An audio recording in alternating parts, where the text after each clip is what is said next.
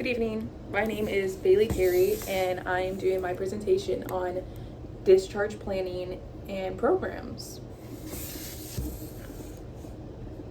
All right, background, planning, and programs. First, I just wanted to start by saying that this idea was brought to my attention by my job, as I work with troubled youth who come to our behavioral programs instead of going to jail, so that when they come out of our programs, they have a second chance in life and they become successful adults. That being said, to improve the situation in the criminal justice system with mental illness, I recommend having a set plan and program for an individual to get the right treatment that they need for their future so that they don't end up back in the system. Each individual will have their own personalized plan with points ranging from 1 to 3 with each task that they perform. 1 being that they didn't do it, and 3 being that they performed perfectly. These tasks could be things such as brushing their teeth, brushing their hair, making their beds, doing chores, taking their medications, and other real life expectations that people do on their own. This is continued. While people are in these programs, there could be things such as good behavior, which is from getting all of their daily points.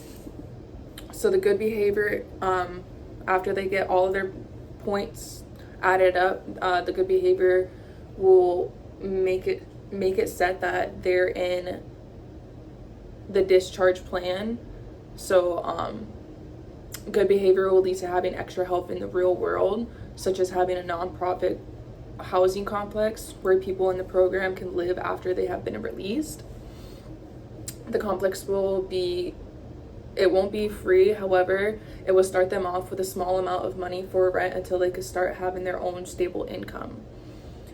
So that over time that they learn that money goes to groceries, money goes to rent. So it'll start like at $100 and then go up gradually over the years, or over the months, sorry.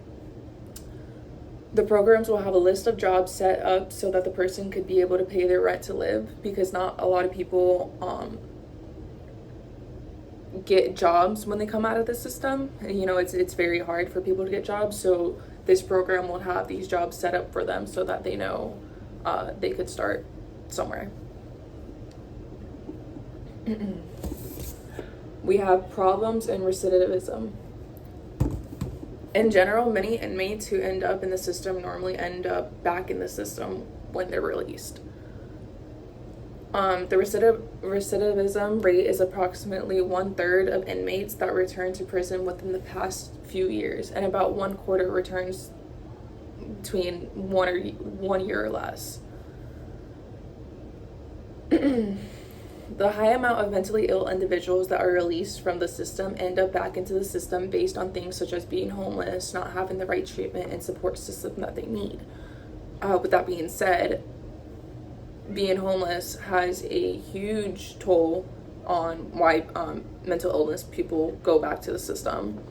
They're not getting the treatment that they need, so when they go back to the system, you know, they're getting free food, showers, access to a toilet, beds, rooms, and all that. After inmates' terms, they get released with no outside sources, guidance, or treatment.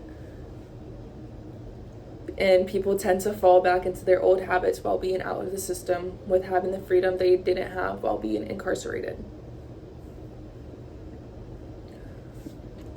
Why this solution is better.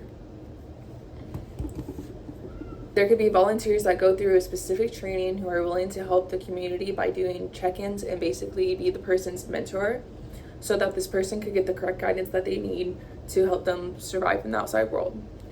While in the program, mentally ill will be treated with their sickness and will be provided medical treatment from the organization.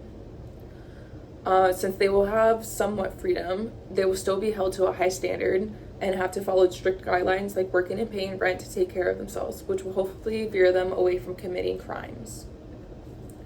The benefits.